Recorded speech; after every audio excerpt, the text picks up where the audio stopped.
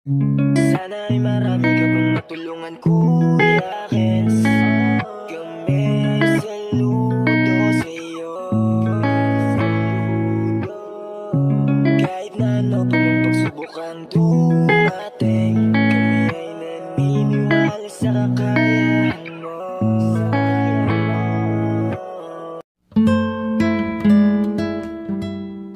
We are Kayakap Fam. Be one of us. Ayan, good afternoon po sa ating lahat mga kayakap. Andito naman po ang inyong lingkod, Kuya Kens TV, kayakap po sa hirap at ginhawa. At ngayon po, hindi po tayo ngayon nakapag-scout kasi gawa nga po ay masama pa rin yung panahon dito po sa Bulan, Sorsogon. At nandito po tayo sa kabilang bahay po at kailangan ni Makong mag-aral mga kayakap at malapit na po yung exam nila. So bali kahapon po pala mga kayakap, nagpasok si Mako kahit baha na po. Yan si Mako po. Mako, baha na kahapon.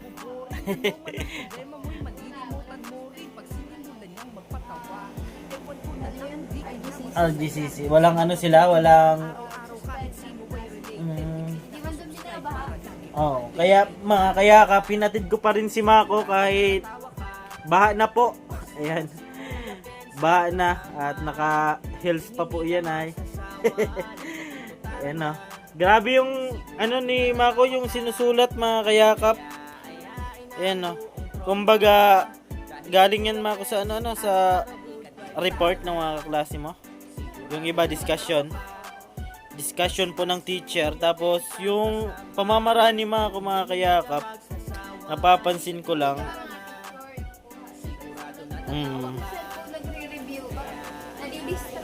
tsaka hindi makaka-focus ano. Tsaka pag cellphone po kasi mga kayakap, ang daming platforms po dyan. May Facebook, YouTube. Kaya kapag nag-aaral ka, parang yung attention mo nakukuha po ng mga platforms. Yan, mga Facebook, YouTube. Kaya yung ano ni Mako, sinusulat niya pero at the same time po ay inaano niya parang sinasaulo o iniintindi po kung ano yung sinusulat niya mga kayakap. Yan o, dami pa po yan. Anong subject yan Payaba? History daw po mga kayakap. Ganda ng sulat ni Mako. Pang doctors. And naano lang po kahapon mga kayakap, hindi po namin na videohan yung ano kasi malakas nga po yung ulan. Nakapayong lang si Mako at hindi ko naman pwedeng ma-video at yung motor talagang inano ko talaga sa bahay kasi hindi pwedeng lakarin mga kayakap, mabasa po yung ano ni Mako, yung sandal tsaka yung suot niya nabasa mga kayakap at baha po sa amin. Yung lugar po talaga sa amin mga kayakap ay bahain, kunting ulan. Simula lang po yon ng ano, nang magawa po yung mga anong tawag dun Mako, yung gutter? Gutter ba yun? Yung sa gilid ng ano, kalsada, yung daanan ng tao. Yung gutter mga kayakap. Dati po kasi kanal yon. So gumanda po yung design mga kayakap pero yung quality, imbis na kanal ay mabilis pong bumaha at wala pong drainage o kanal na pwedeng puntahan yung tubig. Kaya kapag bumaha po mga kayakap, nag-ulan ay talagang baha po, sureball po yan. Di katulad dati po, nabaha po sa amin kapag talagang maghapon hanggang umaga yung ulan. Pero ngayon kahit maghapon po yung ulan mga kayakap, baha na po. Ayan. Kaya kahit ba kahapon, inatid natin si Mako sa paaralan. Ayan. Ilan lang kayo kahapon Mako? 15 lang? Ilan kayo lahat? 20 plus kaya? Ayan. Ayan si Mako mga kayakap po. Minsan na lang po kami niyan ni Mako makapag-usap ng masinsinan. Ayan. At di ko po dinidisturb. Kung mapapansin nyo sa vlog ko ay minsan kasama siya, minsan hindi. Kasi yung ano po mga kayakap, yung dedikasyon po talaga na makapag-aral ng maayos si Mako ay grabe. Kagabi po ay anong oras ka na natulog? Alas 4 daw po ng madaling araw. At nagasing kang anong oras? Alas 10. Ayan. Intindi naman po yan mga kayakap. Nahihiya lang si Mako kay mama kasi ano daw, minsan anong oras na siya nagising. At intindi naman po yan ni mama. At ganun po talaga mga kayakap yung nag-aaral. Gabi gising ka, umaga tulog. Buti na lang po ay panghapon si Mako hanggang gabi. Ayan. Kaya yung activity niya na gagawin, nagawa na po mga kayakap.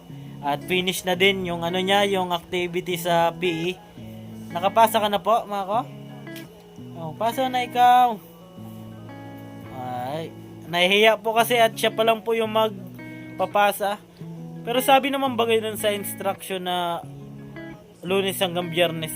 Tapos ano siya, ano tawag dun? Ko-comply. Ayan. Ayan, si Mako po.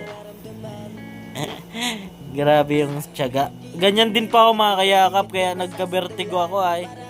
Kasi yung klase namin mga kayakap, talagang madaling araw ka makakapag-aral kasi yung time ng pagpasok namin 7:30 hanggang alas 5 po yan ng hapon. Pagdating mo, syempre madaming activity po yan. At naabutan po talaga ako ng alas 2, alas 3 ng madaling araw. Tapos yung tulog ko, 1 oras lang. Tapos pag alas 5 po, gising na naman, ligo. Yan, bawal pala yun. Kaya si Mako, binabawalan ko po yan kapag antok po siya na maligo. Kasi yung mga ano po natin sa mata, yung mga ugat-ugat. Ayan, kapag yung nasurip, ayan, mahirap po yan. Luha ng luha yung mata mo yan. Kaya yun yung nakuha ko nung college ako, vertigo. Ayan. So, use yarn. Ano mo lang yun, Mako, sa Google Drive. Ayan. Marunong na bagay ikaw? Marunong na ikaw? Sa Google Drive. Ayan na. Ayan si Mako. Kumusta pag-aaral? Kumusta ang pag-aaral mo po? Okay naman, pero medyo nakaka-pressure. Na-pressure ka? Ganon. Siyempre, hindi naman basta-basta hindi naman mawala sa pag-aaral na mag-pressure ko or Pero enjoy naman, enjoy. Tsaka sa pag-aaral po mga kayakap, mas maganda yun na ginagawa mo talaga yung part mo bilang estudyante. Kasi ganun ako dati kapag may activity, ginagawa ko talaga siya para kapag dating ng oras, di ko pagsisihan na dapat ginawa ko to, dapat nakumpleto ko to. At mababa ka man, at least alam mo sa sarili mo na ginawa mo lahat. Ayan na. Ay, stress yun. Kailan exam nyo? 23, 24 daw po mga kayakap. At talagang simula pa po nung nakaraan at simula po ng pagpasok ni Mako ng paaralan mga kayakap, napansin ko lang na talagang focus na focus po siya pagdating. Yung hindi niya alam, kasi hindi naman po talaga natin lahat alam mga kayakap. Yung hindi niya alam, halimbawa nag-quiz tapos wala yun sa pinag-aralan niya, sa review niya, talagang isi-search po niya tapos yun yung pag-aaralan niya mga kayakap. Kaya grabe, baliktor yan to ay. Baliktor yan. Imbis na valedictor yan ay baliktor yan. Suman cum laude yan. Joke lang. Importante, desidido Mako. Sabi nga, nandyan si Lord pero tayo pa rin yung gagawa ng kapalaran natin. Hindi pwedeng bahala na si Lord, dapat may ginagawa din tayo. Send mo na po. Bakit? Activity tigsan sa Ay, gagawin mo ngayon? May activity. Yung po kasi ni Mako mga kayakap, yung klase po nila mga kayakap, may online, may actual po talaga. Yung pinaka lang, hindi naman po sa mahirap. Kumbaga, yung kailangan lang bantayan po mga kayakap ay yung online class, kasi di mo alam minsan, syempre hindi naman palagi online ka. Yung gamit po kasi nila ay Google Classroom po mga kayakap. Kailangan naka-sign in ka po palagi doon. Ranas ko po yan mga kayakap kasi naabutan kami ng lockdown. Ayan, kami po kasi yung first batch ng senior high. At kami din yung naabutan nung nag-lockdown. Sakto magsi-second year po ako noon. Kaya mahirap po talaga kapag online at kailangan mo po talaga na araw-araw ay chine-check. Ayan, pero sa katulad ko, kaya naman kasi nandito naman kami sa sentro, pero yung mga kaklase ko po ay marami pong di na nag-aral kasi dahil po sa platform na bago, online class, ayan. So yung mga iba po ay nasa malayo, bundok yung bahay. Siyempre, hindi naman po yung internet doon. Kailangan pa nila bumaba ng kapatagan para po makapag-connect. Kaya intindi ko po yung hirap ng online class. Kaya shoutout pa rin sa mga naging kaklase ko. Ayan. At ngayon na naging okay na yung pag-aaral, ayan, balik na naman sa dati. Actual na naman yung pag-aaral, face to face na naman. Kaya hindi naman po talaga paunahan yung pag-aaral, mga kayakap. Hanggat buhay ka, gusto mo makapagtapos, ayan, open po yung edukasyon para sa lahat. Ayan. May mga nababalita nga po, mga kayakap, na matanda na, nag-graduate pa lang senior high school, pero yung importante po ay yung karangalan, yung achievement po, na kahit matanda ka na, yung pangarap mo dati, naabot mo pa rin. Ayan. Kasi may kanya-kanya po tayong rason kung bakit di pa po tayo nakapagtapos, di pa natin natatapos yung pag-aaral. Dahil yung iba, kulang sa budget, yung iba naman may mga obligasyon, syempre. Ayan, kaya, yun, hanggang may buhay, may pag-asa, mga kayakap. Kaya, fight lang ng fight. Ayan. Katulad niya, no, ni Mako. Third year na po sana yan si Mako. Kaso, syempre, priority pa rin yung magulang. Ayan, yung importante natapos niya yung K-12. Galing po yan si Mako magano. Sa mga gusto pong magpamassage, ayan, home service po ni Mako. Ayan, charot lang po, mga kayakap. Yun po kasi yung niya. Anong tawag dun, Mako, yung strand? Anong yun? Anong strand yun? Massage tsaka beauty care daw po. TBL, Technical Vocational. TBL, Technical Vocational. Kalimutan na po, mga kayakap. Logic. Technical Vocational. Kalimutan, mga kayakap, at matagal na rin po tayo hindi nag-aaral. Kapag po pala, mga kayakap, pansin ko lang kasi dati nung nag-aaral ako, kapag di mo na talaga palagi ginagawa, talagang limot ka na rin po. Ayan. May mga activity po kasi si Mako na kailangan ng paggamit ng laptop. Pero ngayon, na alam ko naman yung mga shortcut. Ayan.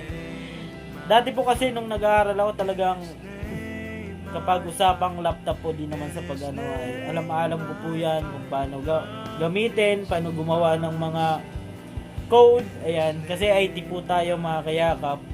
Pero napansin ko lang nung paggamit ko na ngayon lang nang nag-aaral na si Mako, parang limot ko na, hindi ko na alam. Parang back to zero, mga kayakap. Pero yan, sabi nga, kailangan lang ng practice ulit. Ayan, mga kayakap, at update lang po ito kay Mako Pinyel. Ayan, kahapon po, nahawa po kami ni Mama at lakas ng ulan, baha pa din. At may klase sila, ayaw naman mag-absent ni Mako kasi sayang po. Ayan. Pag absent, ilan Mako yung absent para 3, 7, tapos alisin na. Ang drop na po, mga kayakap, kaya kahit maulan, baha, nag-aaral pa rin si Mako. Yan, mga kayakap, hanggang dito lang po muna at ako po palang inyong lingkod, Kuya Kenz TV, kayakap mo sa hirap at ginhawa, at tuloy-tuloy pa rin po yung pagyakap natin sa ating mga kababayan. At ngayon lang po talaga ay talagang sobrang lakas po ng ulan, at alam nyo naman kapag mayroon tayong pang-ayuda, tuloy-tuloy pa rin po tayo. Kahit konti, ang importante makabawas sa isip ng ating mga kababayan. Ayan po. At ako po palang inyong lingkod, Kuya Kenz TV, kayakap mo sa hirap at ginhawa. Lagi mong sinasabi, tumulong tayo sa iba, kahit tayo kapos din. Keep safe and God bless sa ating lahat. Bye-bye po, mga kayakap. Iiyak mo lang ang bigat na nararamdaman. may makikinig at may balikat na masasandalan. Para kahit papaano ikaw ay mapangiti sa simpleng paraan. Kanyang mga payo ay nagbibigay lakas para kayanin mo yan. Handang tumulong nang walang hinihinging kapalit. Kahit na gano'n man kalayo kanyang tatawirin, maiabot niya lang ang biyaya. Nalulungkot man ay